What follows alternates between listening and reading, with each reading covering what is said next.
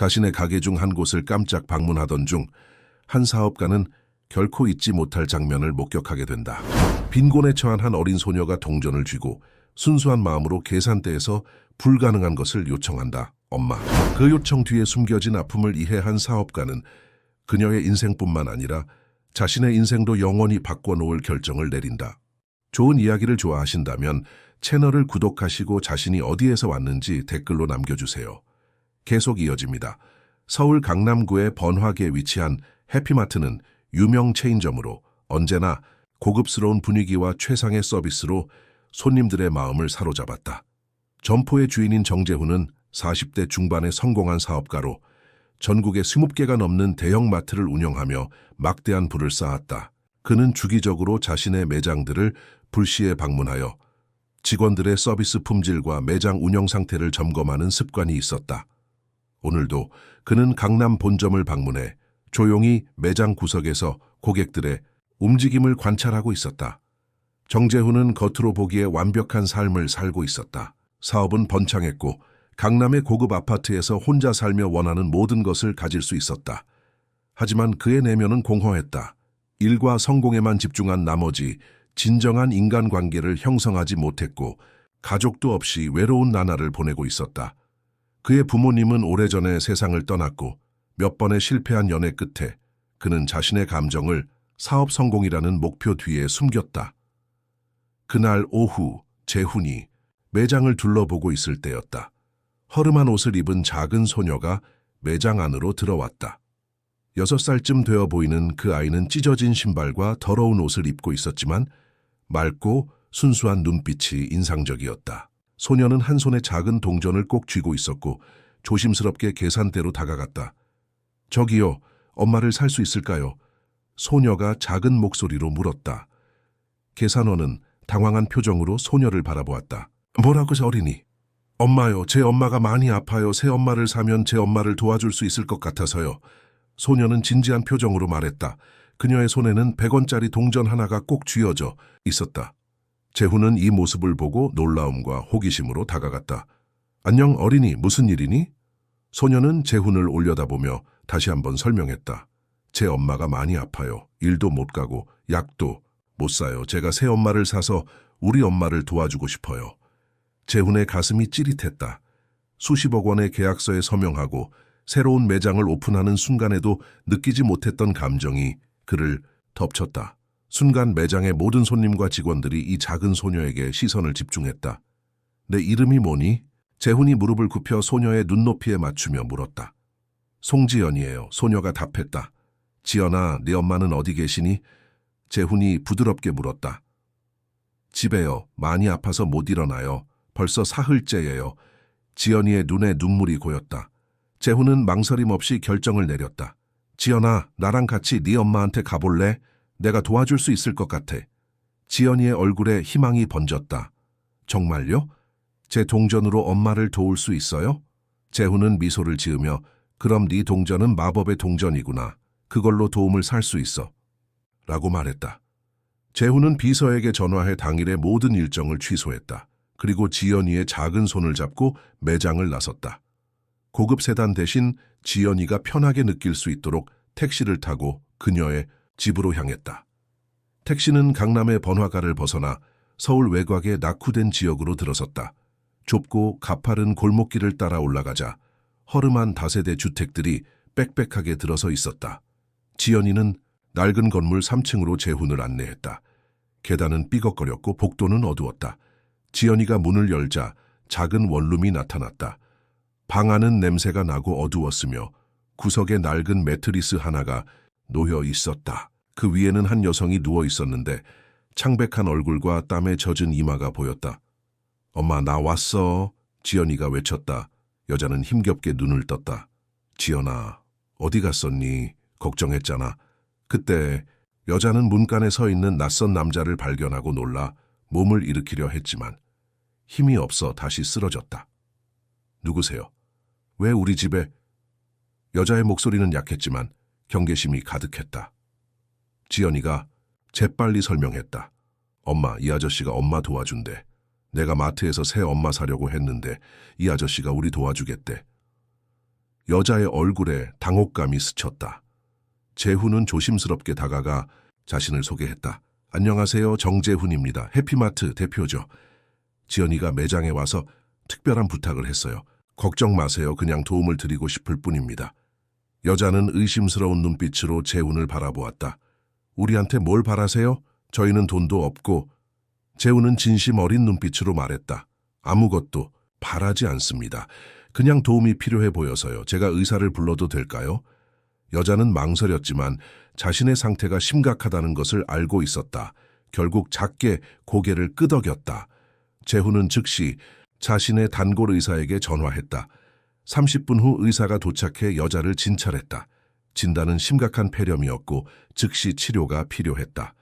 입원이 필요합니다. 더 미루면 위험할 수 있어요. 의사가 말했다. 여자는 눈물을 글썽이며 말했다. 보험도 없고 병원비를. 재훈이 단호하게 말했다. 걱정 마세요. 제가 모든 비용을 부담하겠습니다. 지연이도 걱정 마세요. 제가 잘 돌볼게요. 여자는 의심과 두려움, 그리고 감사함이 뒤섞인 표정으로 재훈을 바라보았다. 왜 이러시는 거죠? 재훈은 잠시 생각에 잠겼다. 왜일까? 그는 자신도 그 이유를 완전히 이해하지 못했다. 다만 지연이의 순수한 눈빛과 간절함이 그의 마음 깊은 곳에 있던 무언가를 깨웠다는 것만 알았다. 가끔은 우연히 만난 사람들이 우리 인생을 바꾸는 것 같아요. 재훈이 조용히 대답했다. 구급차가 도착했고 여자는 병원으로 이송되었다. 지연이는 재훈의 손을 꼭 잡고 엄마를 걱정스럽게 바라보았다. 엄마 괜찮을까요? 지연이가 작은 목소리로 물었다. 재훈은 지연이의 어깨를 부드럽게 감싸며 말했다. 걱정 마, 지연아. 이제 다 잘 될 거야. 약속할게. 그날 밤 재훈은 병원 대기실 의자에 앉아 잠든 지연이를 바라보며 생각에 잠겼다. 하루 만에 그의 인생이 완전히 바뀌었다. 그동안 사업 성공과 돈만 추구하며 살았던 그의 삶이 얼마나 공허했는지 깨달았다. 작은 소녀의 순수한 부탁이 그의 마음속 얼어붙었던 감정을 녹이고 있었다. 지연이의 엄마 송미라는 중환자실에서 치료를 받고 있었다. 의사들은 상태가 심각하지만 회복 가능하다고 말했다. 재훈은 최고의 의료진과 치료를 위해 아낌없이 지원했다. 밤이 깊어갈수록 재훈의 마음속에는 이상한 확신이 자리 잡았다. 이것은 단순한 우연이 아니라 그의 인생의 목적과 의미를 찾게 해줄 운명의 만남이라는 것을. 그리고 이 작은 가족을 도우며 그 자신도 오랫동안 잃어버렸던 무언가를 되찾을 수 있을 것이라는 희망이 솟아올랐다. 다음 날 아침 재훈은 병원 의자에서 뻐근한 목을 풀며 깨어났다. 잠시 자신이 왜 병원에 있는지 혼란스러워했지만 옆에서 곤히 자고 있는 지연이를 보자 어제의 일들이 떠올랐다. 그는 지연이의 머리를 부드럽게 쓰다듬었다. 지연아, 일어날 시간이야. 재훈이 부드럽게 말했다. 지연이는 눈을 비비며 일어났다. 아저씨, 엄마는요? 의사 선생님께 물어볼게. 아마 좋아지고 있을 거야. 재훈이 미소 지으며 말했다. 그들은 함께 담당 의사를 만났다. 미라의 상태는 안정되고 있었지만 완전한 회복을 위해서는 최소 2주간의 입원 치료가 필요하다고 했다. 재훈은 망설임 없이 최상급 병실과 치료를 요청했다. 지연아, 엄마는 이제 많이 좋아지고 있어. 하지만 완전히 나으려면 병원에 좀 더 계셔야 해. 그동안 너는 어떻게 지낼 계획이니? 재훈이 물었다. 지연이는 슬픈 눈으로 고개를 숙였다. 몰라요. 집에 혼자 있을래요. 재훈은 그럴 수 없다는 것을 알았다. 6살 아이가 혼자 지내는 것은 불가능했다. 그러나 그에게는 아이를 돌볼 경험이 전혀 없었다. 지연아, 내가 제안 하나 할게. 엄마가 나으실 때까지 내가 너를 돌봐도 될까? 내 집에서 지내거나 아니면 네 집에 내가 같이 있을 수도 있고. 지연이는 잠시 고민하다가 물었다. 아저씨, 집은 어때요? 재훈은 웃으며 말했다. 꽤 넓고 깨끗해. 하지만 아이 장난감 같은 건 없어. 괜찮아요. 제 인형만 가져가면 돼요. 지연이가 말했다. 그렇게 재훈은 지연이를 데리고 그녀의 집에 들러 필요한 물건들을 챙겼다. 작은 가방에 옷 몇 벌과 낡은 인형 하나, 그리고 사진 한 장을 담았다. 사진 속에는 더 젊고 건강해 보이는 미라와 아기였던 지연이가 있었다. 아빠는 어디 계시니? 재훈이 조심스럽게 물었다. 지연이의 표정이 어두워졌다. 없어요. 엄마가 아빠는 멀리 갔다고 했어요. 다시 안 온대요. 재훈은 더 묻지 않기로 했다. 그들은 택시를 타고 강남의 고급 아파트 단지로 향했다. 지연이는 차창 밖으로 보이는 화려한 도시 풍경에 눈을 동그랗게 떴다. 재훈의 아파트는 35층에 위치한 펜트하우스였다. 넓은 거실과 통유리 창을 통해 서울 정영이 한눈에 들어왔다. 모든 것이 깔끔하고 세련되었지만 어딘가 차갑고 삭막한 느낌이 들었다. 가족 사진 한 장 없이 오직 현대적인 예술 작품들만이 벽을 장식하고 있었다. 와, 아저씨 집 정말 커요. 지연이가 감탄했다. 재훈은 미소 지었다. 마음껏 둘러봐도 돼. 이제 당분간 내 집이기도 하니까. 지연이는 조심스럽게 아파트를 탐험하기 시작했다. 넓은 거실, 고급스러운 주방, 서재, 그리고 여러 개의 침실. 모든 것이 완벽하게 정돈되어 있었지만 생활의 흔적은 거의 없었다. 아저씨는 여기서 혼자 살아요? 지연이가 물었다. 재훈은 고개를 끄덕였다. 응, 혼자 살아. 외롭지 않아요. 그 질문은 재훈의 마음을 찔렀다. 그는 지금까지 자신이 외롭다고 생각해 본 적이 없었다. 바쁜 일정과 사업 확장에 집중하느라 자신의 감정을 돌아볼 시간이 없었다.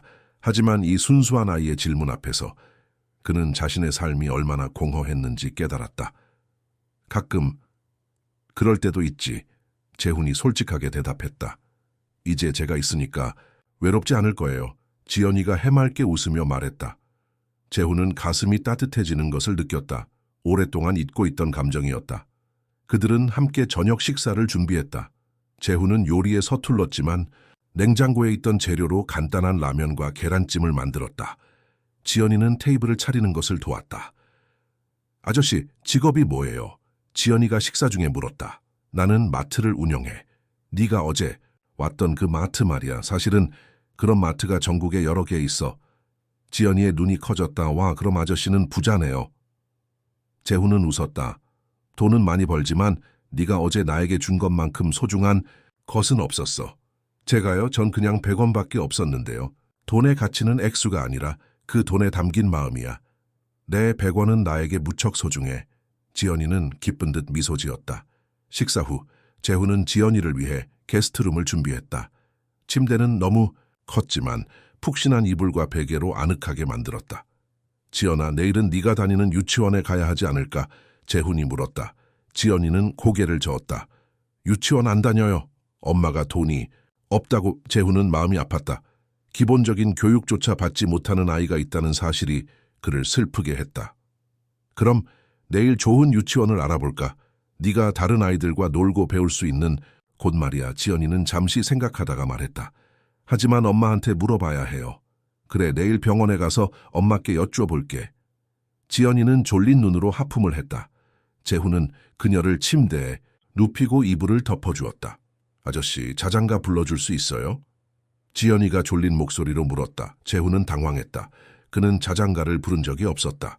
하지만 지연이의 기대에 찬 눈빛을 보자 그는 어린 시절 어머니가 불러주던 노래를 기억해냈다. 동동동 동대문을 열어라. 재훈이 서툰 목소리로 노래를 시작했다. 그의 목소리는 어색했지만 지연이는 만족스러운 표정으로 눈을 감았다. 노래가 끝날 무렵 지연이는 이미 잠들어 있었다.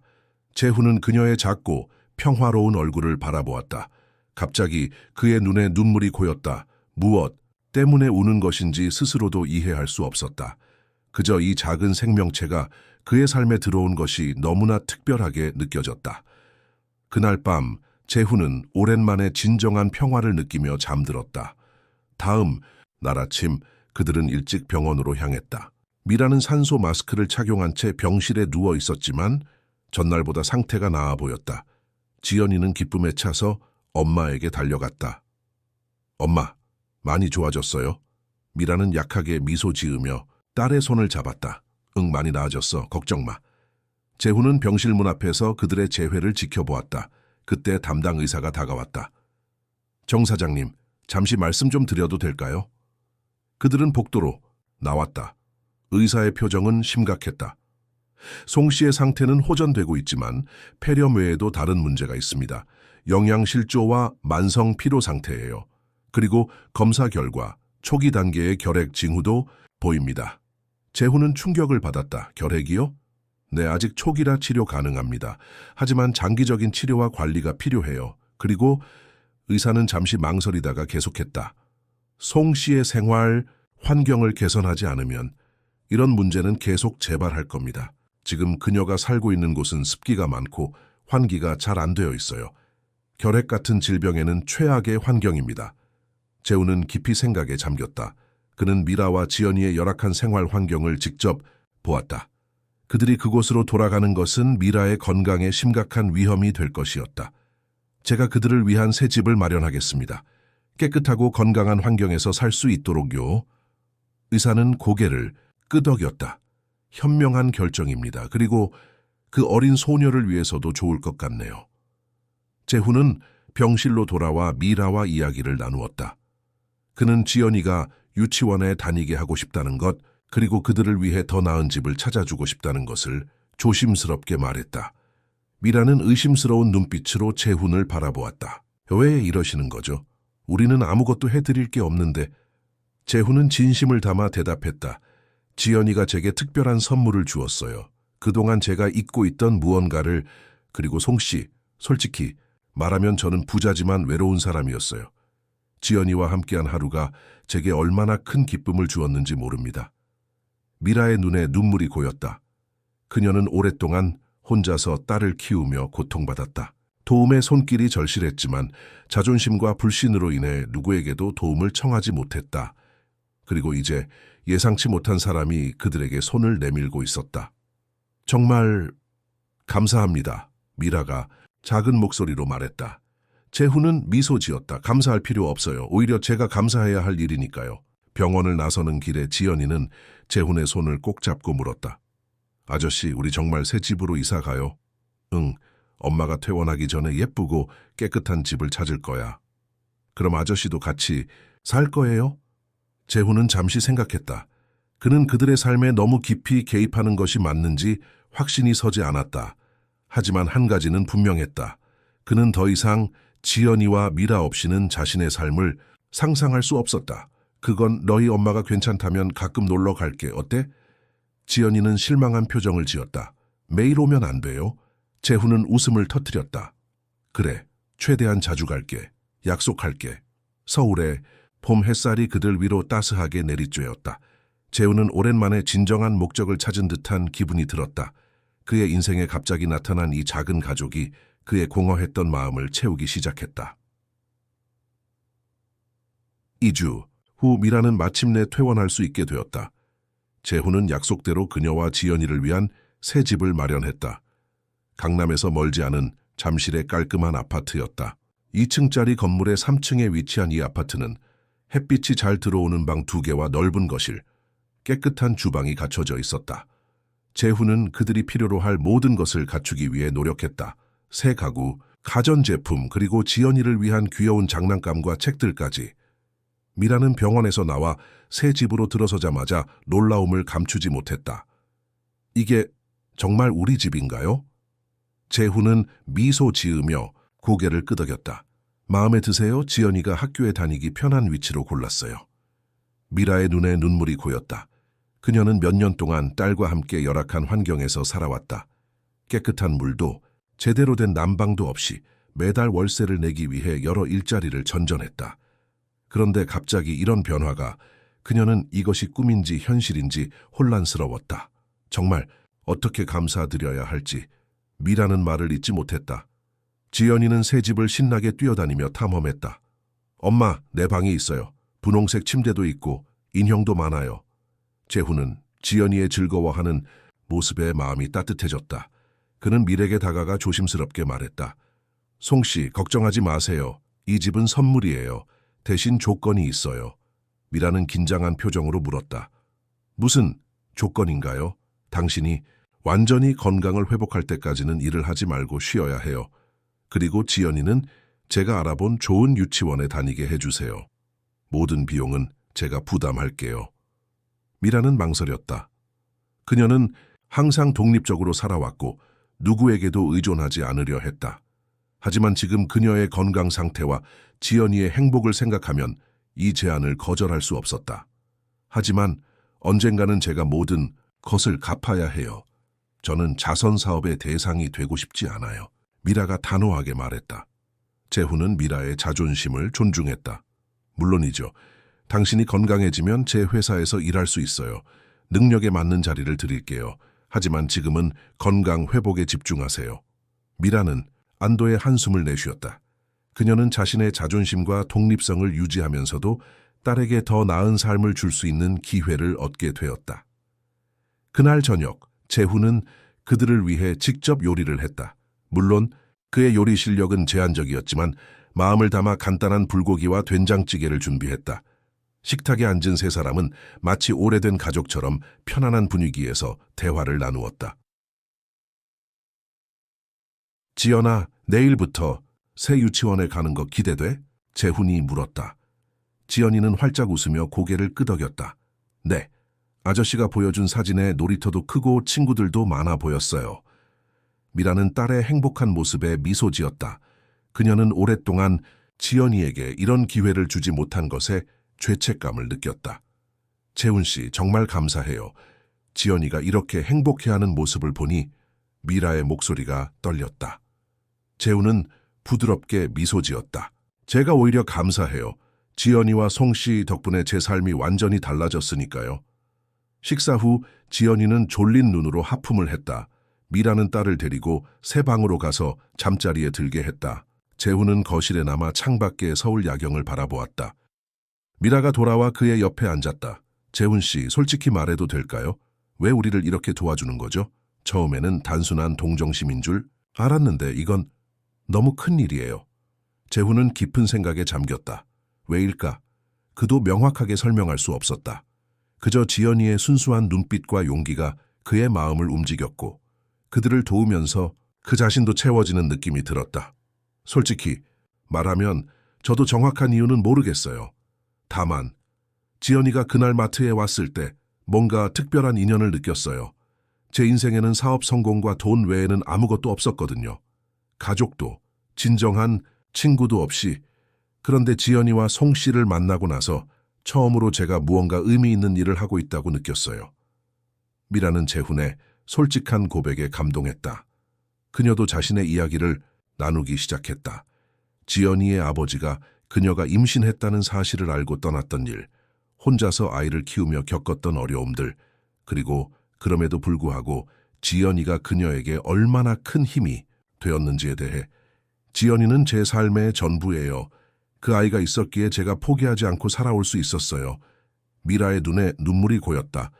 재훈은 그녀의 손을 부드럽게 잡았다. 이제 혼자가 아니에요. 제가 옆에 있을게요.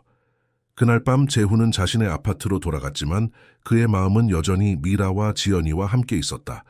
그는 자신의 삶이 이렇게 급격하게 변할 것이라고 예상하지 못했다. 하지만 이 변화가 그를 행복하게 했다. 다음 날부터 새로운 일상이 시작되었다. 재훈은 아침 일찍 미라의 아파트에 들러 지연이를 유치원에 데려다 주었다. 그 후 회사에 가서 일을 하고 저녁에는 다시 그들과 함께 시간을 보냈다. 주말에는 셋이 함께 놀이공원, 동물원 또는 한강공원에 가는 등 다양한 활동을 했다.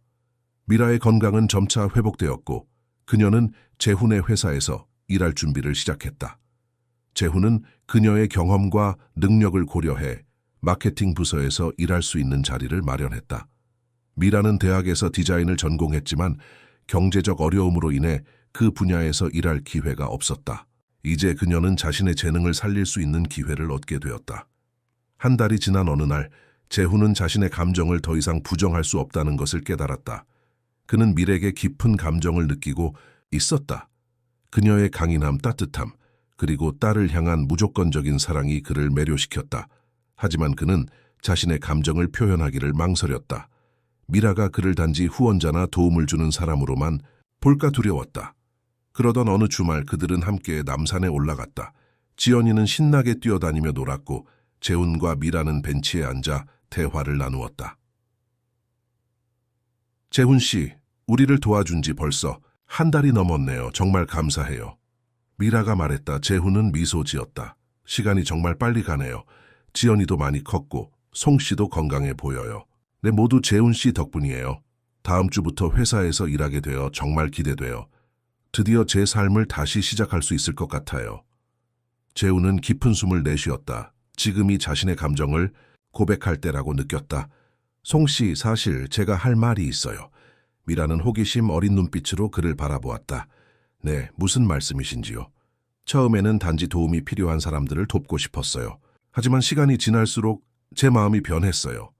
송 씨와 지연이는 이제 제 삶에서 가장 중요한 존재가 되었어요. 특히 송 씨에 대한 제 감정은. 재훈은 말을 멈추고 미라의 눈을 바라보았다. 제가 당신을 사랑하게 된 것 같아요. 미라는 놀란 표정으로 말을 잇지 못했다.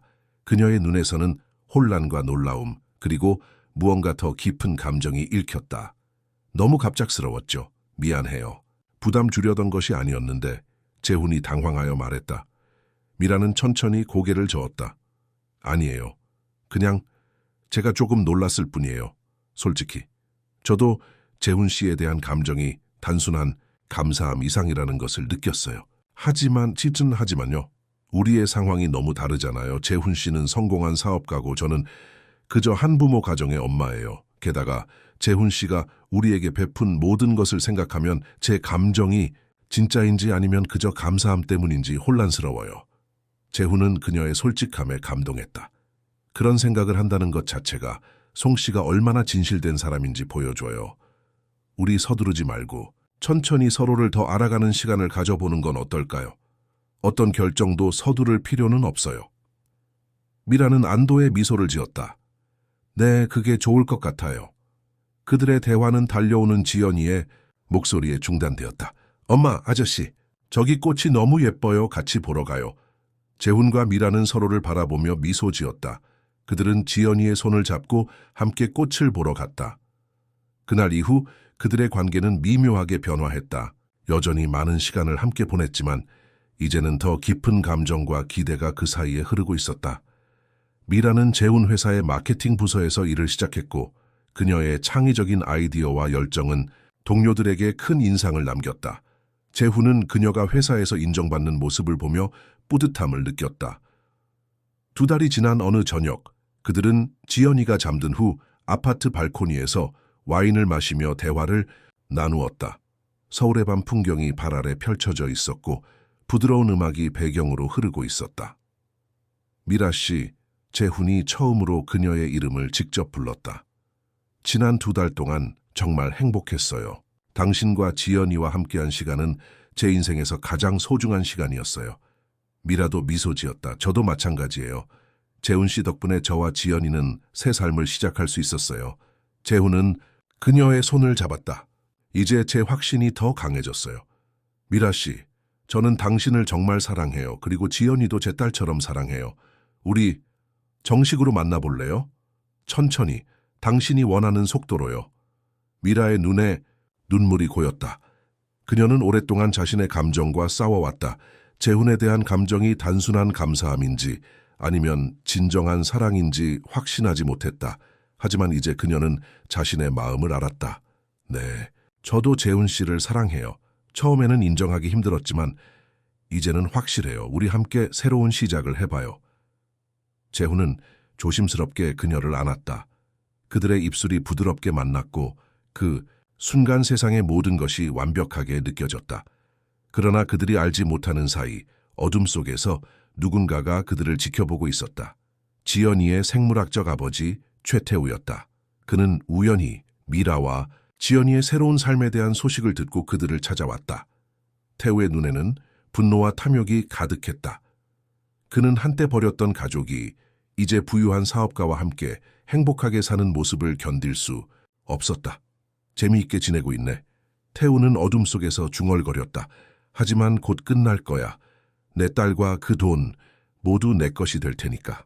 그는 천천히 어둠 속으로 사라졌지만 그의 존재는 미라와 재훈의 새로운 행복에 어두운 그림자를 드리우고 있었다. 재훈과 미라의 관계는 날이 갈수록 깊어졌다. 그들은 서로의 회사와 일상에 자연스럽게 녹아들었고 지연이는 두 사람의 관계를 마치 오래된 일처럼 받아들였다. 실제로 지연이에게 재훈은 이미 새 아빠나 다름없었다. 지연이는 유치원에서 친구들에게 자랑스럽게 말하곤 했다.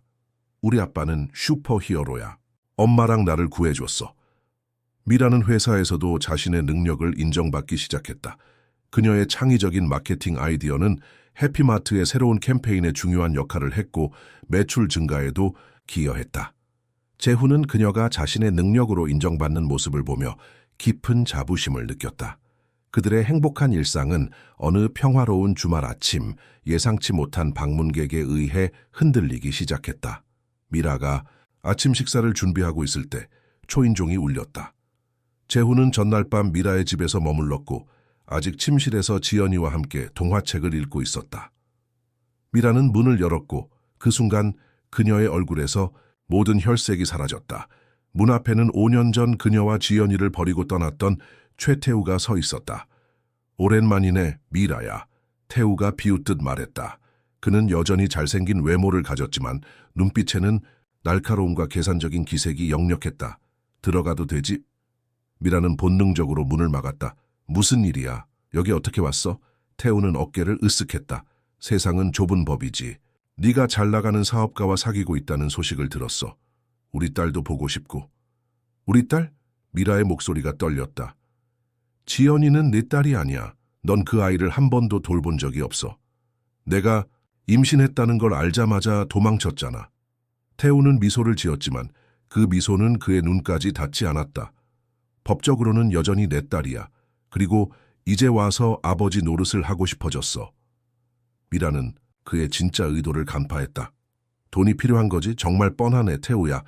똑똑해졌네. 그래, 솔직히 말하자면 내 사업이 좀 어려워졌어. 내 새 남자친구가 좀 도와주면 어떨까 싶어서. 그때 재훈이 거실로 나왔다. 무슨 일이에요, 미라 씨? 태우는 재훈을 위아래로 훑어보았다. 이분이 유명한 정재훈 사장님이군요. 제 이름은 최태우입니다. 지연이의 아버지죠. 재훈의 표정이 굳었다. 그는 밀에게서 태우에 대한 이야기를 들었다. 지연이가 태어났을 때 그녀를 버리고 떠난 남자, 한 번도 양육비를 보낸 적 없는 남자, 그리고 5년 동안 연락 한 번 없던 남자였다. 무슨 일로 오셨나요? 재훈이 차분하게 물었다. 태우는 거만하게 웃었다. 제 딸을 보러 왔습니다. 아버지로서의 권리죠. 재훈이 대답하기 전에 지연이가 방에서 나왔다. 엄마, 누구예요? 지연이를 본 태우의 눈이 번쩍였다.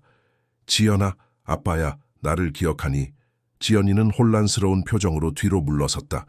그녀는 태우를 기억하지 못했다. 그가 떠났을 때 지연이는 너무 어렸기 때문이다. 아빠, 지연이가 작은 목소리로 물었다. 그녀는 재훈을 바라보았다. 하지만 재훈 아저씨가 내 아빠인데. 태우의 얼굴이 일그러졌다. 뭐라고? 이 남자는 네 아빠가 아니야. 난 내 진짜 아빠야. 미라가 재빨리 지연이를 안아 올렸다. 지연아, 방에 가 있을래? 엄마가 나중에 설명해 줄게. 지연이는 혼란스러운 표정으로 고개를 끄덕였다. 미라는 그녀를 방으로 데려갔고 재훈은 태우와 단둘이 남았다. 초혜 씨, 솔직히 말해보죠. 무슨 목적으로 오신 건가요? 재훈이 차분하게 물었다.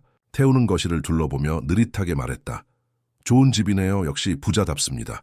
제 목적이요? 간단합니다. 딸과 함께 시간을 보내고 싶어요. 법적 권리니까요. 재훈은 그의 말을 믿지 않았다. 5년 동안 연락도 없다가 갑자기요? 미라 씨가 저와 관계를 맺기 시작한 후에요? 태우는 어깨를 으쓱했다. 때때로 사람은 변하기도 하죠. 아버지로서의 책임을 느끼게 됐어요. 미라가 지연이의 방에서 돌아왔다. 그녀의 얼굴은 창백했지만 결연한 표정이었다. 태우야, 솔직하게 말해. 뭘 원하는 거야? 태우는 잠시 침묵했다가 냉소적인 미소를 지었다. 좋아, 솔직하게 말하지. 난 돈이 필요해. 많이. 내 사업은 망했고 빚쟁이들이 쫓아오고 있어. 너희가 나를 도와주면 나도 조용히 물러나 줄게. 그게 협박이에요. 재훈이 물었다. 협박이라기보다는 제안이죠. 내가 법정에 가서 친권을 주장하면 어떻게 될까요? 아무리 돈이 많아도 혈연 관계를 이길 수는 없을 겁니다. 특히 내가 지연이를 위해 더 나은 환경을 제공할 수 있다고 주장한다면요. 미라가 분노에 떨며 말했다. 그건 거짓말이야. 네가 지연이를 버렸다는 증거가 있어. 아이 양육비도 한 번도 보낸 적 없잖아. 태우는 무신경하게 말했다. 그래도 법적으로는 여전히 아버지야. 법정 싸움은 길고 지저분해질 수 있어. 언론에도 흥미로운 이야기가 되겠지. 해피마트 CEO, 미혼모와 불륜관계, 친부와 친권 다툼. 어떨 것 같아? 재훈의 눈이 차갑게 빛났다. 그게 당신의 진짜 의도군요. 돈을 요구하는 거죠. 태우는 웃었다. 영리하시네요. 맞아요. 나는 합리적인 사람입니다. 적절한 금액만 주시면 지연이의 삶에 더 이상 개입하지 않을게요. 모두가 행복해지는 거죠. 미라는 분노와 두려움으로 떨고 있었다. 재훈은 그녀의 손을 잡고 안심시켰다.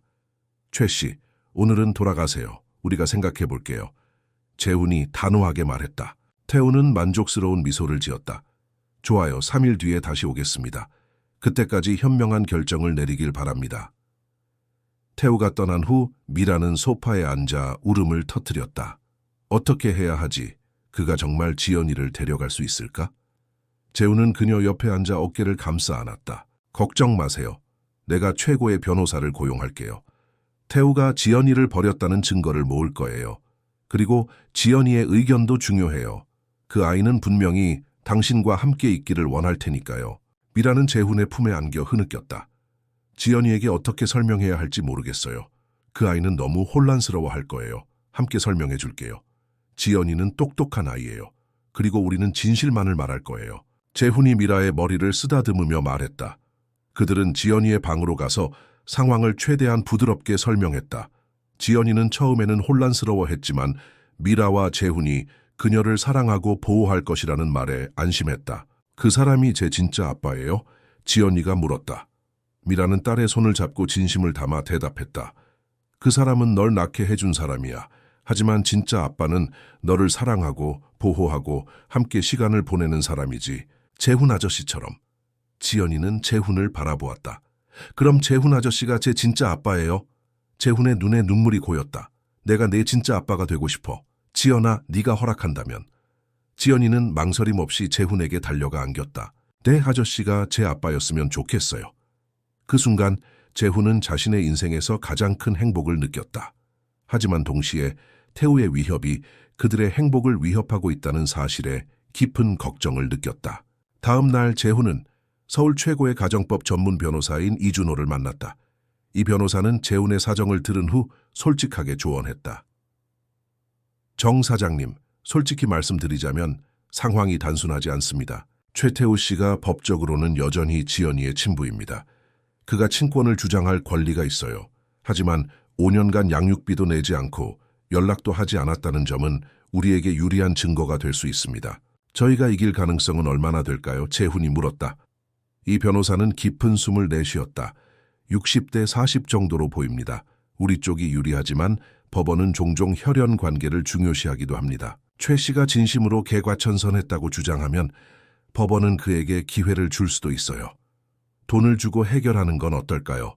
재훈이 조심스럽게 물었다. 그건 최악의 선택일 수 있습니다. 일단 한번 돈을 주기 시작하면 그는 계속해서 더 많은 것을 요구할 겁니다.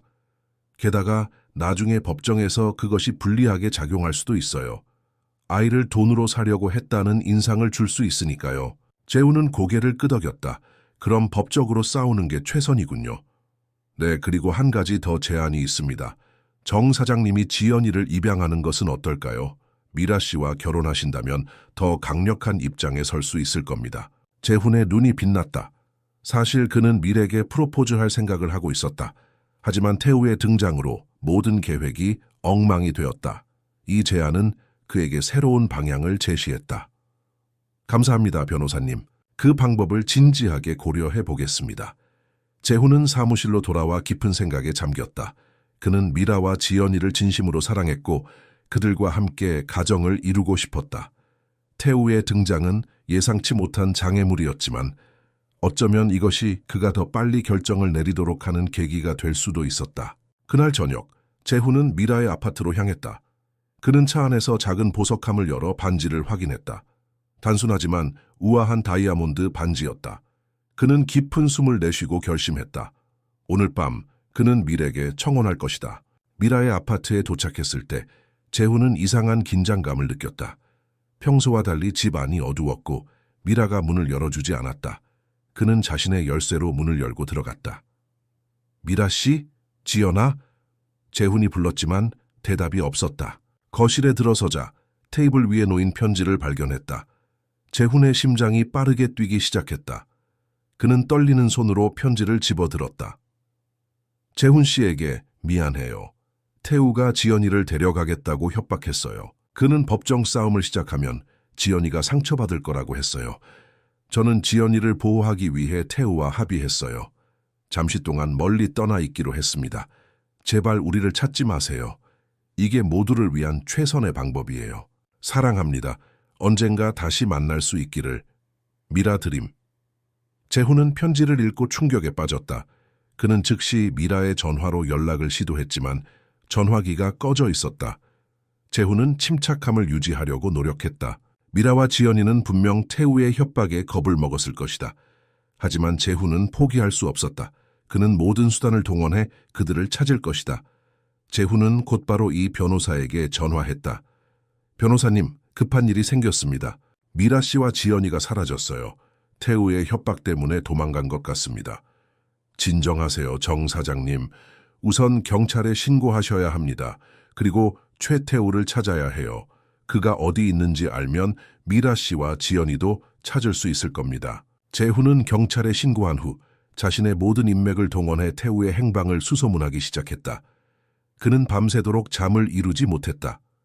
미라와 지연이가 안전한지 무서워하고 있는 건 아닌지 걱정되었다.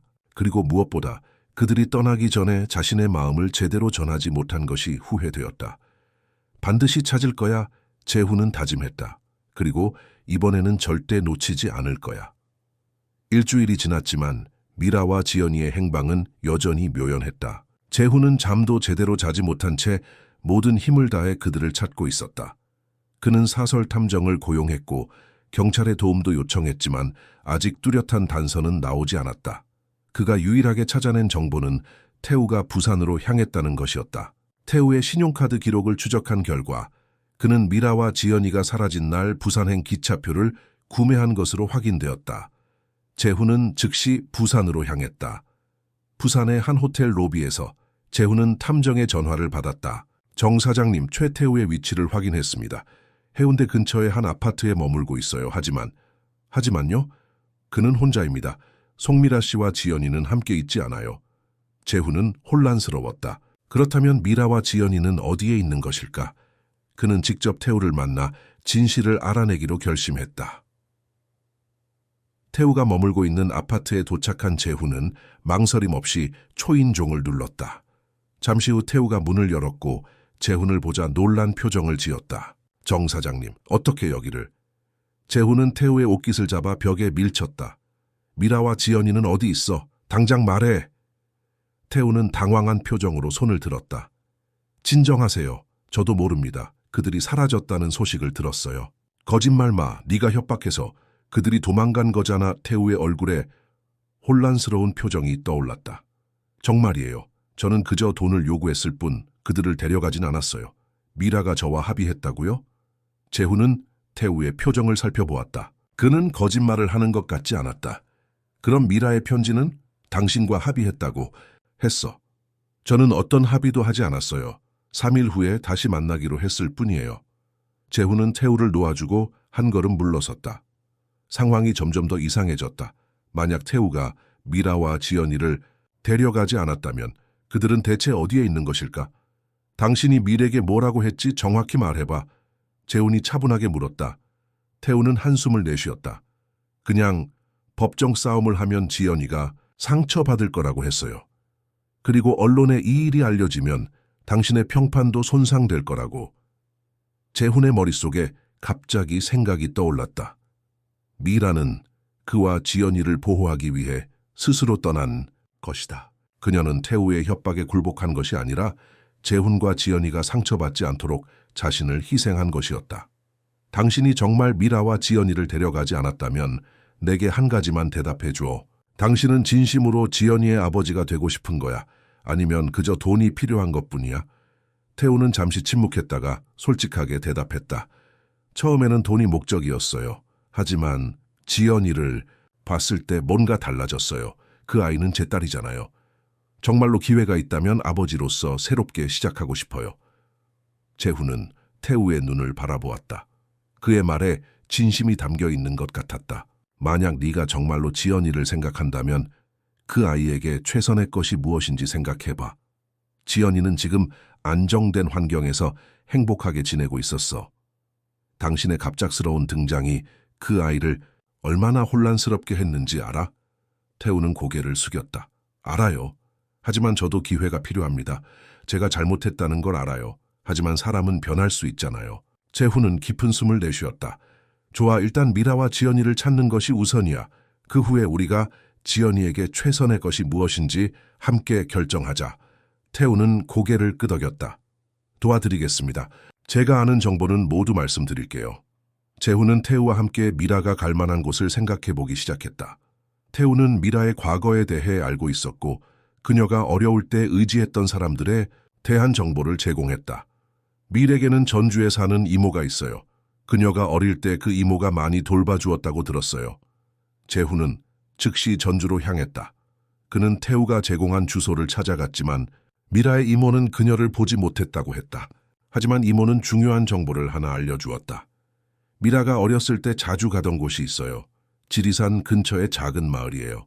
그곳에는 미라가 존경하던 선생님이 살고 계시죠. 어쩌면 그분을 찾아갔을지도 모르겠네요. 재훈은 희망을 품고 지리산으로 향했다.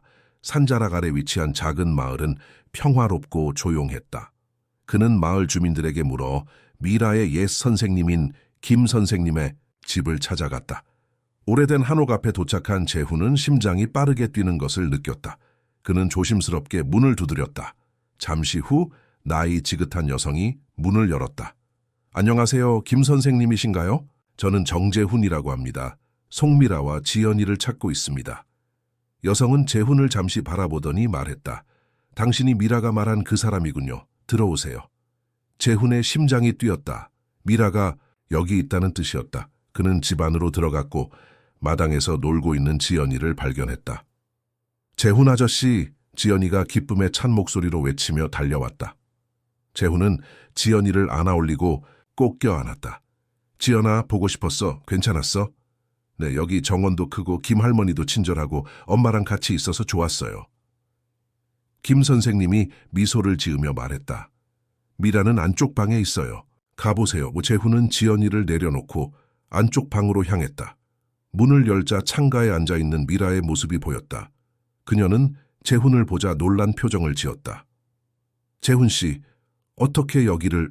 재훈은 망설임 없이 미래에게 다가가 그녀를 품에 안았다. 왜 그렇게 떠났어? 내가 얼마나 걱정했는지 알아? 미라의 눈에 눈물이 고였다. 미안해요. 하지만 재훈 씨와 지연이를 보호하고 싶었어요. 태우가 법적 싸움을 시작하면 지연이가 상처받을 거라고 생각했어요. 그리고 재훈 씨의 평판도 걱정됐고. 재훈은 미라의 얼굴을 부드럽게 감싸며 말했다. 내 평판은 중요하지 않아. 그리고 어떤 문제든 우리는 함께 해결할 수 있어. 그렇게 혼자 결정하고 떠나버리면 어떻게 해? 미라는 고개를 숙였다. 정말 미안해요. 하지만 지연이를 위한 최선의 선택이라고 생각했어요. 최선의 선택은 우리가 함께 있는 거야, 가족으로서. 재훈이 단호하게 말했다. 미라는 놀란 눈으로 재훈을 바라보았다. 가족이요, 재훈은 주머니에서 작은 보석함을 꺼냈다. 그는 무릎을 꿇고 상자를 열어 반지를 보여주었다. 송미라 씨, 당신과 지연이는 내 인생에서 가장 소중한 존재가 되었어요. 당신 없이는 하루도 살 수 없다는 걸 이번 일을 통해 깨달았어요.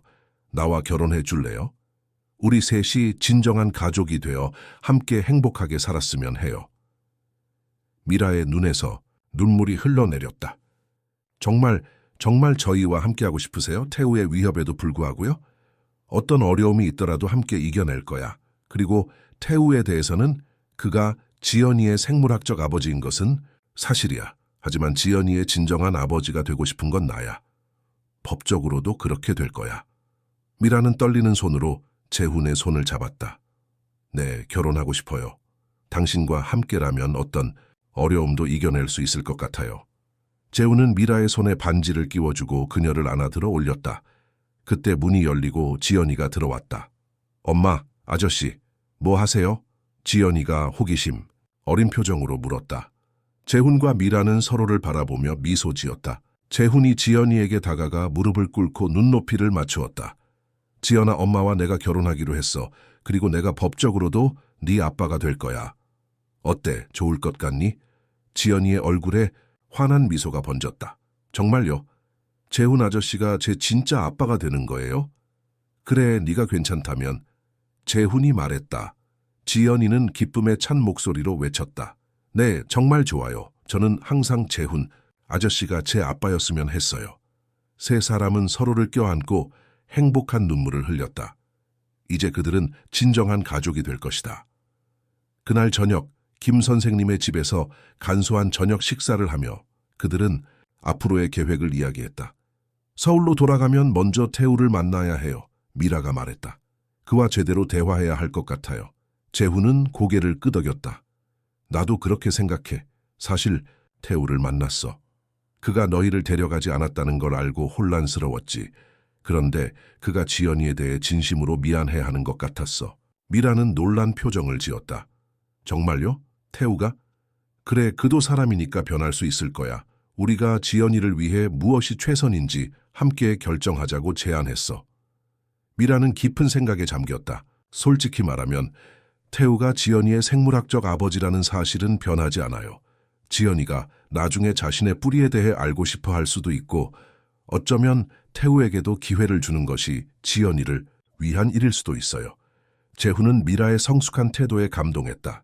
그래, 지연이에게 태우의 존재를 완전히 숨기는 것보다는 그가 어느 정도 지연이의 삶에 참여할 수 있게 하는 것이 나을 수도 있어.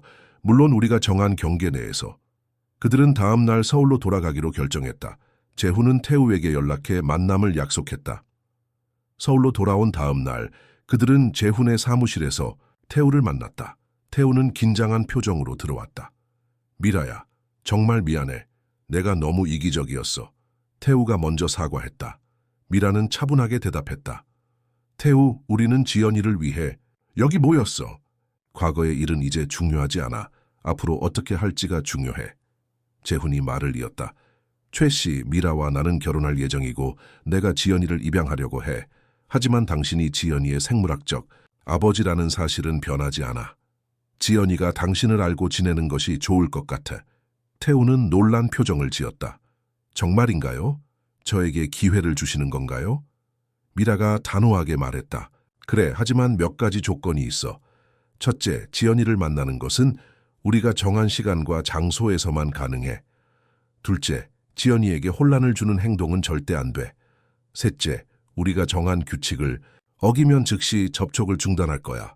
태우는 진지하게 고개를 끄덕였다. 모두 동의합니다. 저는 그저 지연이의 삶에 조금이라도 참여하고 싶을 뿐이에요. 제가 과거에 저지른 실수를 만회하고 싶습니다. 재훈은 태우의 눈을 바라보았다. 그의 말에 진심이 담겨 있는 것 같았다. 그럼 우리는 합의에 도달한 것 같군요. 법적인 문서는 이 변호사가 준비할 겁니다. 모든 것이 명확하고 공정하게 진행될 거예요. 세 사람은 합의에 서명했고 태우는 안도의 표정으로 사무실을 나갔다. 미라와 재훈은 서로를 바라보며 미소 지었다. 그들은 어려운 상황을 지혜롭게 해결했고 이제 진정한 가족으로서의 삶을 시작할 준비가 되어 있었다. 그날 저녁 그들은 지연이에게 상황을 설명했다. 지연이는 처음에는 혼란스러워했지만 재훈이 여전히 그녀의 아빠가 될 것이며 태우는 그저 가끔 만나는 태우 삼촌이 될 것이라는 설명에 안심했다. 그럼 저는 아빠가 2명인 거예요? 지연이가 물었다. 미라와 재훈은 서로를 바라보았다. 재훈이 대답했다. 그래, 어떤 의미에서는 그렇단다. 하지만 가장 중요한 건 우리 모두가 너를 사랑한다는 거야. 그리고 우리는 이제 하나의 가족이 될 거야. 지연이는 만족스러운 미소를 지었다. 저는 가족이 많아서 좋아요. 재훈과 미라는 서로를 바라보며 미소 지었다. 그들의 여정은 쉽지 않았지만 이제 그들은 더 강하고 단단한 가족이 되었다. 그리고 그 모든 것은 작은 소녀가 마트에 들어와 엄마를 살 수 있을까요? 라고 물었던 그 순간부터 시작되었다. 봄이 지나고 여름이 왔다. 재훈과 미라의 결혼식 날, 서울은 화창한 햇살로 가득했다. 그들은 한강이 내려다 보이는 정원에서 소규모 결혼식을 올리기로 했다. 화려함보다는 진정성과 따뜻함이 느껴지는 자리를 만들고 싶었다. 결혼식 준비는 분주하게 진행되었다. 지연이는 꽃바구니를 들고 앞장설 꽃의 요정 역할에 너무 들떠 있었고 매일 분홍색 드레스를 입고 집 안을 연습 삼아 걸어 다녔다. 엄마, 저 잘하고 있어요? 지연이가 거실을 한 바퀴 돌며 물었다. 미라는 미소를 지으며 딸의 머리를 쓰다듬었다. 완벽해 우리 지연이. 네가 세상에서 가장 예쁜 꽃의 요정이 될 거야. 결혼식 전날 저녁, 재훈은 미라의 아파트에서 마지막 독신밤을 보내고 있었다. 지연이는 이미 잠들었고 그들은 발코니에 앉아 별이 빛나는 하늘을 바라보며 와인을 마시고 있었다. 내일이면 우리는 정식으로 가족이 되는군요. 재훈이 미라의 손을 잡으며 말했다. 미라는 미소 지었다. 사실 우리는 이미 가족이에요.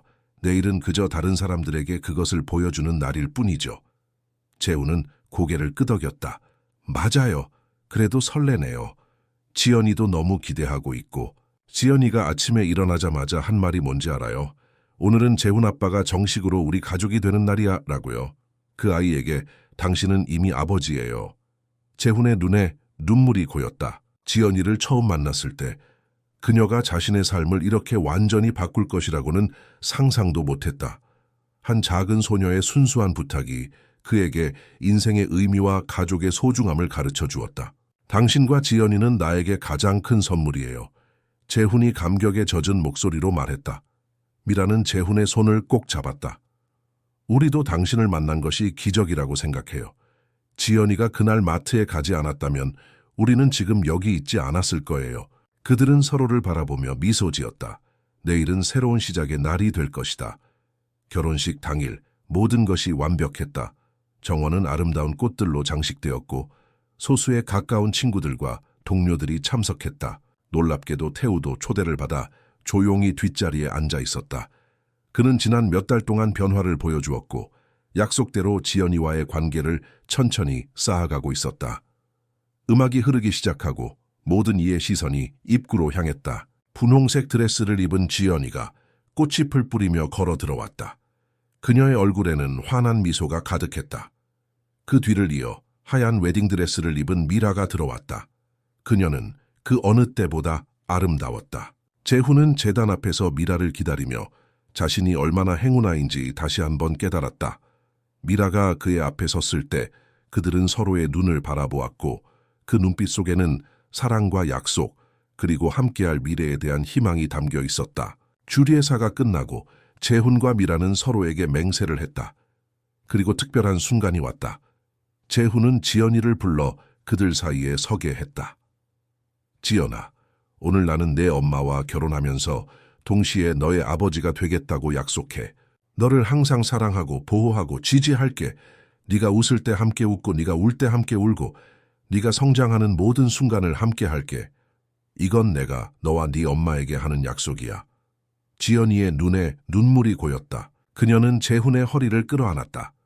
아빠, 저도 아빠를 사랑해요, 영원히요. 그 순간 참석한 모든 이들의 눈가에 눈물이 맺혔다. 이것은 단순한 결혼식이 아니라 새로운 가족의 탄생을 축하하는 자리였다. 식이 끝나고 축하 파티가 시작되었다. 사람들은 먹고 마시고 춤추며 즐거운 시간을 보냈다. 지연이는 친구들과 함께 정원을 뛰어다니며 놀았다. 저녁이 되자 태우가 조심스럽게 재훈과 밀에게 다가왔다. 축하합니다. 정말 아름다운 시기였어요. 미라는 미소를 지었다. 와줘서 고마워, 태우. 지연이를 위해 이렇게 좋은 가정을 만들어주셔서 감사합니다. 태우가 진심 어린 목소리로 말했다. 제가 하지 못한 일을 당신이 해주시네요, 정 사장님. 재훈은 태우의 어깨를 가볍게 쳤다. 우리 모두 지연이를 위해 최선을 다하는 것뿐입니다. 당신도 그 일원이고요. 태우는 고개를 끄덕였다. 저는 다음 주에 부산으로 돌아갑니다. 거기서 새 일자리를 구했어요. 하지만 약속대로 한 달에 한 번은 지연이를 보러 올게요. 재훈과 미라는 태우의 변화에 감사했다. 그는 처음에는 위협적인 존재였지만 이제는 지연이의 삶에 긍정적인 역할을 하려고 노력하고 있었다. 결혼식 다음 날 그들은 제주도로 짧은 신혼여행을 떠났다. 물론 지연이도 함께였다. 그들은 가족으로서의 첫 번째 여행을 특별하게 만들고 싶었다. 제주도의 아름다운 해변에서 그들은 함께 모래성을 쌓고 바다에서 놀고 일몰을 감상했다. 지연이는 처음으로 스노클링을 배웠고 바닷속 세계에 매료되었다. 저녁에는 해병아 식당에서 신선한 해산물을 먹으며 하루를 마무리했다. 지연이가 잠든 후 재훈과 미라는 발코니에 앉아 밤바다를 바라보았다. 행복해요? 재훈이 물었다. 미라는 그의 손을 꼭 잡았다. 너무 행복해서 이게 꿈인지 현실인지 구분이 안 될 정도예요. 나도 그래요.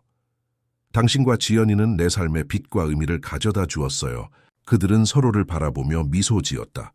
별이 빛나는 하늘 아래 그들의 사랑은 더욱 깊어져 갔다. 신혼여행에서 돌아온 후 그들은 강남의 새 집으로 이사했다. 더 넓고 지연이에게 더 좋은 교육 환경을 제공할 수 있는 곳이었다. 지연이는 새 학교에 잘 적응했고 많은 친구들을 사귀었다. 미라는 재훈의 회사에서 마케팅 책임자로 승진했다. 그녀의 창의력과 열정은 회사에 새로운 활력을 불어넣었고 직원들 사이에서도 존경받는 리더가 되었다. 재훈은 사업을 확장하는 동시에 가족과 함께하는 시간을 소중히 여겼다. 그는 주말에는 항상 일을 미루고 지연이와 미라와 함께 시간을 보냈다. 그들은 함께 요리를 하고 영화를 보고 공원에서 자전거를 타며 행복한 일상을 만들어 갔다. 결혼 6개월 후 특별한 날이 찾아왔다. 지연이의 입양 절차가 마침내 완료된 것이다. 재훈은 이제 법적으로도 지연이의 아버지가 되었다. 그날 저녁, 그들은 특별한 저녁 식사를 준비했다. 지연이가 가장 좋아하는 음식들로 테이블을 가득 채웠다. 오늘부터 내 이름은 공식적으로 정지연이야. 재훈이 기쁨에 찬 목소리로 말했다. 우리는 이제 완전한 가족이 되었어. 지연이는 기쁨에 찬 얼굴로 물었다. 그럼 이제 학교에서도 제 이름이 정지연이에요? 그래, 선생님께도 알려드렸어. 내일부터는 모든 사람들이 너를 정지연이라고 부를 거야. 지연이는 자리에서 일어나 재훈의 목을 끌어안았다. 정말 고마워요, 아빠. 저는 아빠의 딸이 된 게 너무 기뻐요. 재훈은 지연이를 꼭 안아주었다. 나도 네 아빠가 된 것이 너무 행복해, 지연아.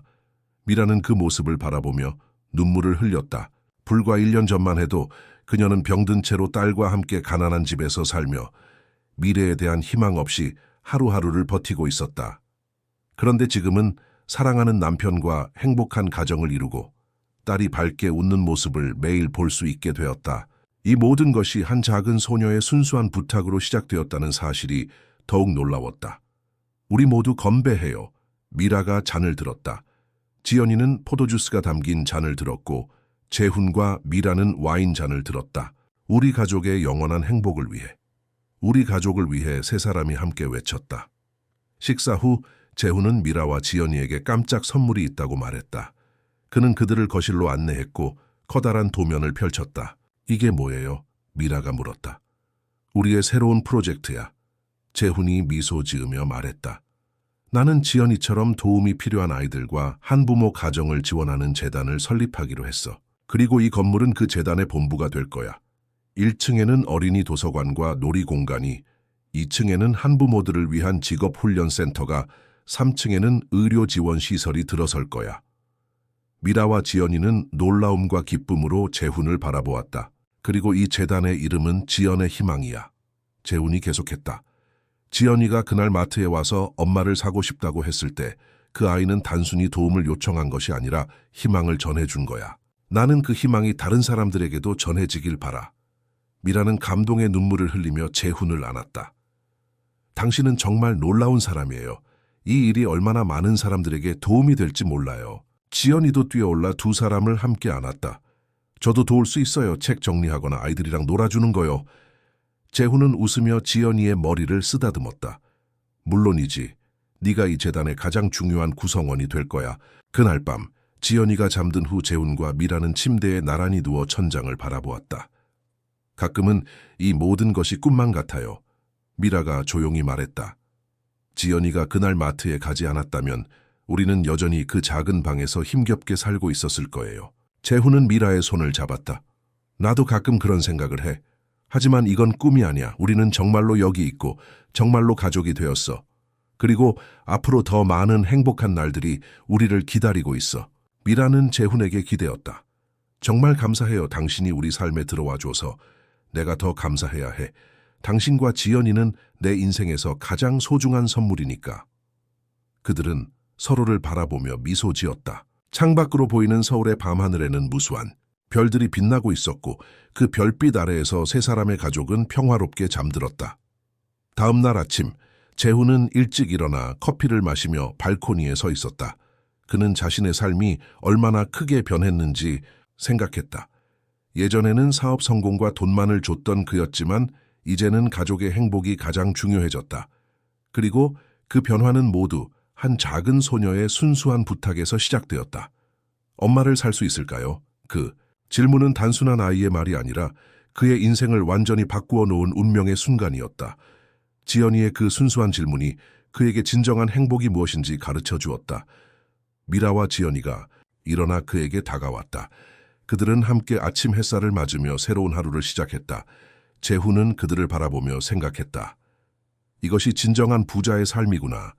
은행 계좌에 있는 숫자가 아니라 가족과 함께하는 이 순간이 진정한 부이다. 3년이 흘렀다. 지연의 희망재단이 문을 연 지 2주년을 맞이하는 특별한 날이었다.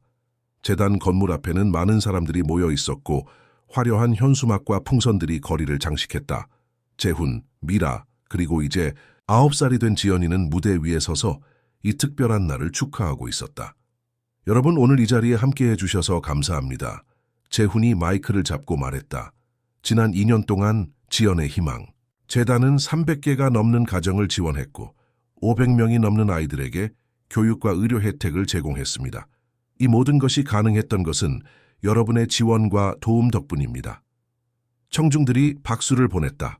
그 중에는 재단의 도움을 받은 한부모 가정들, 후원자들, 그리고 자원봉사자들이 있었다. 미라가 마이크를 이어받았다.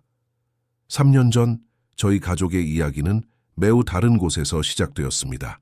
저와 지연이는 어려운 환경에서 살고 있었고 미래에 대한 희망이 거의 없었죠.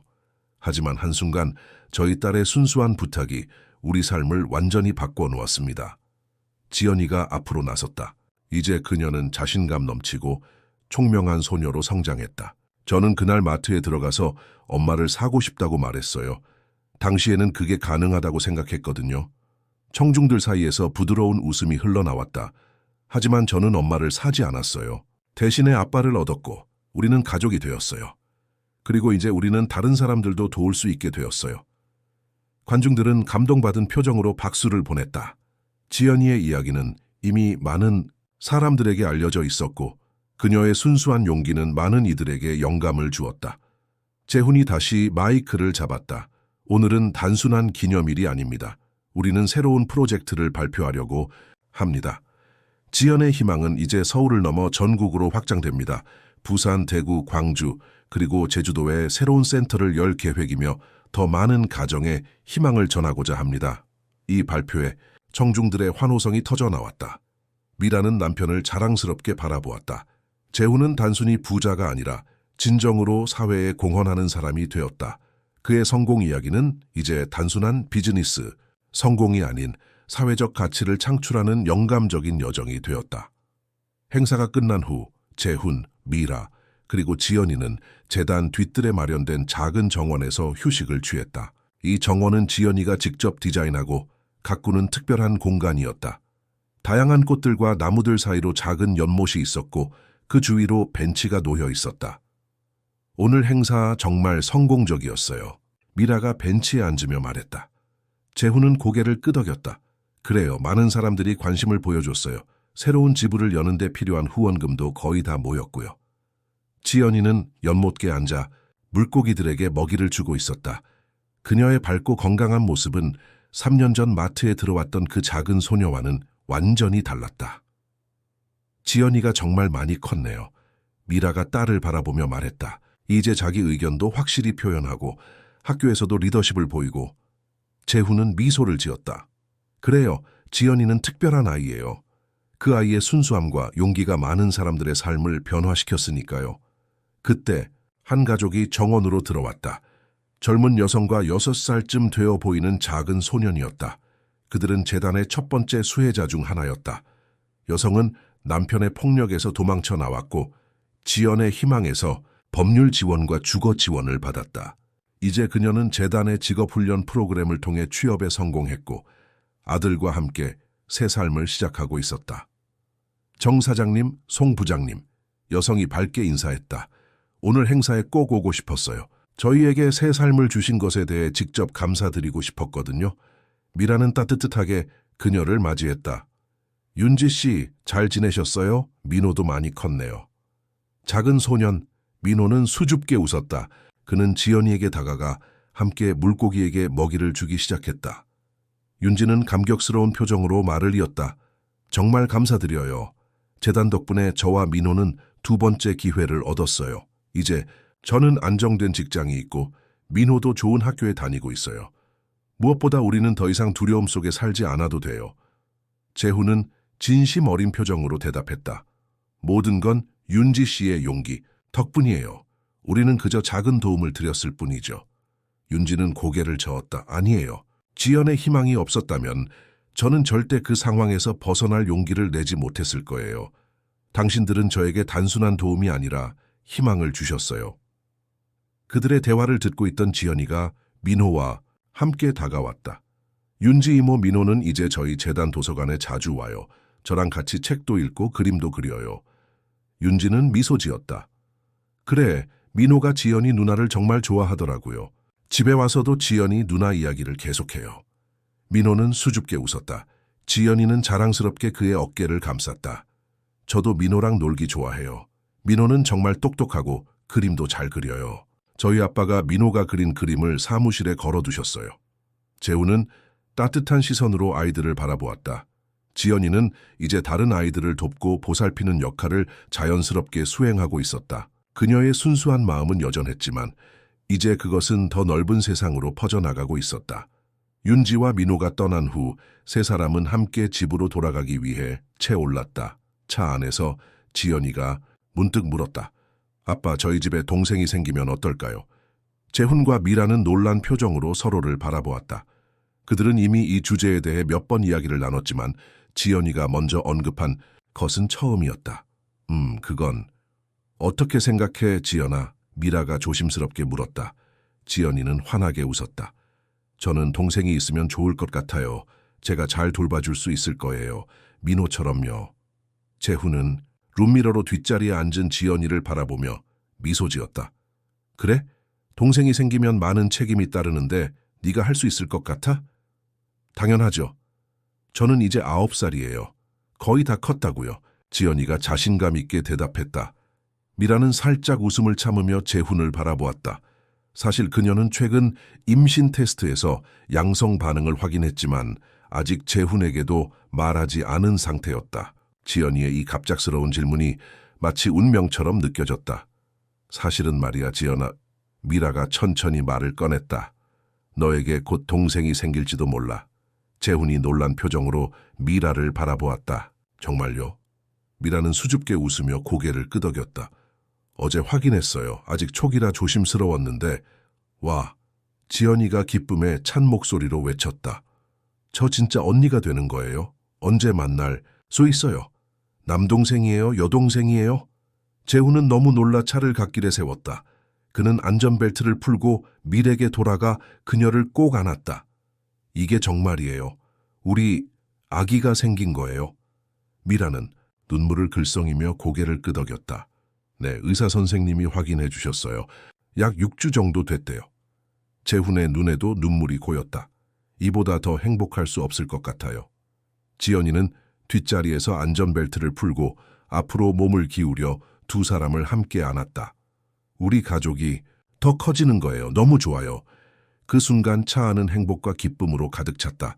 그들은 서로를 안고 웃고 기쁨의 눈물을 흘렸다.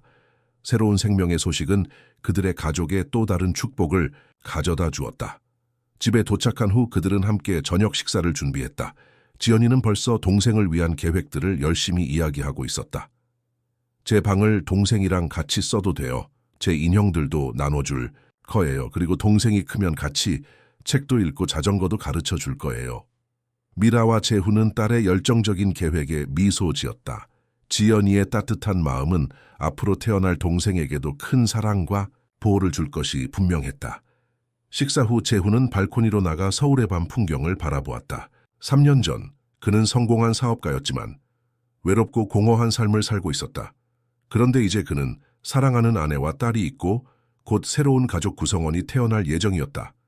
그의 삶은 완전히 달라졌다. 미라가 발코니로 나와 그의 옆에 섰다. 무슨 생각을 그렇게 해요? 재훈은 미라의 손을 잡았다. 그날을 생각하고 있었어요. 지연이가 마트에 들어와 엄마를 살 수 있을까요? 라고 물었던 그 날을요? 미라도 미소 지었다. 그날이 우리 삶을 완전히 바꿔놓았죠.